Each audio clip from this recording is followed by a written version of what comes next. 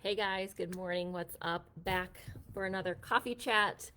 If you are watching live, if you're watching the replay, comment replay. I love to hear from you guys. This morning, I wanted to talk to you about something that I feel like has actually been coming up a fair amount in the clinic. I feel like I've been having the conversation with a lot of my clients, whether in person, online, and I thought it'd be a good conversation to have with you guys as well and get your thoughts on it and your experiences. And that is the pace that rehab goes at. And what I mean by that is I think trying to set expectations of what is this process going to look like when you're rehabbing a impingement or labral tear or dysplasia or whatever it is that you've got going on. What does that process look like, and how fast is it going to go, and how slow is it going to go? Is it normal to stall out? Like what should you even expect?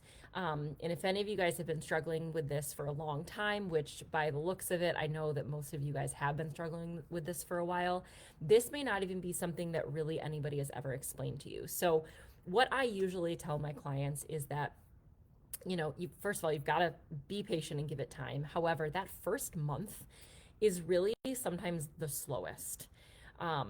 It's a lot of trial and error. It's a lot of trying to figure out and build your playbook, so to speak, of what works and what doesn't work.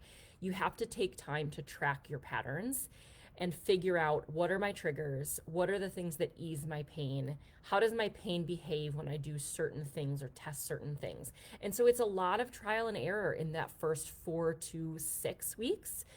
And so sometimes progress can feel really slow there.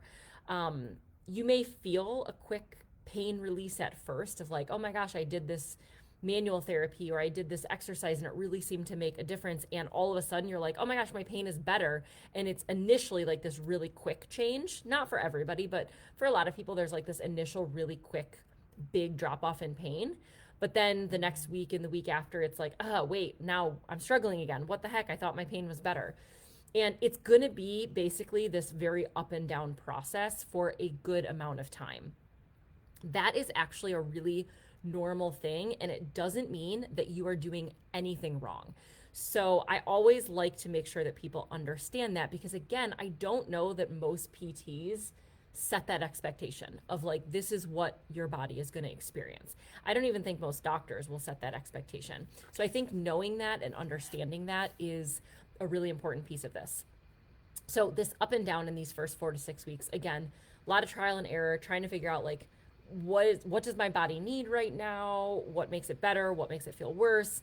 When my body feels this way, I do this exercise and it makes it feel better. So again, you're sort of, I equate this to like building your playbook of like, what do you need to call on and do for your body that respond, how does your body respond the best? So you're building this playbook out. Once you do that, so, and your pain will start to come down in that first 4 to 6 weeks, we're looking again for like the general trend of, yes, it's very up and down, but like over the course of that 4 to 6 weeks, like the trend is getting better, better, better. And a lot of people by 6 weeks are feeling, I don't want to say no pain because that's not always the case, but they're feeling like, okay, I actually feel like I'm a bit more in control of this. It doesn't feel like it has such a chokehold on my life anymore, and I can actually start to do some things. This, I think, is a really dangerous point, because this is often where a lot of people stop, especially if they get to pain relief. They're like, oh, well, my pain is better, so I'm going to stop PT, I'm going to stop the exercise, I'm going to, whatever. You kind of just like stop, or you slowly fall off on the things that have been working. And for me, what I tell people is this is now actually the starting line. This is where we get to really run with things, and the progress starts to happen and compound a little bit faster now, because we're not fighting with the constant flare ups of it's better, it's worse, it's up, it's down. Things will start to level out around that 6 week mark for the majority of people. And again, don't mistake that for 100% pain relief, because that's not usually the case, but they start to level out. And then the progress starts to build and build and build. And so that first little bit, the first half of like when I work with people, I always tell them this is sort of going to be the slowest. And then once we get past that hurdle, the next hurdle of that around ish, that 6 week mark, things start to go faster. So, and because now we're you've learned the patterns, you've learned how to calm your pain, and now we're just strengthening and we're getting you back into the things that are a little bit harder, a little bit more challenging, gradually and safely. But people do find that it picks up, the pace picks up a little bit. So I think understanding that and knowing that is really important.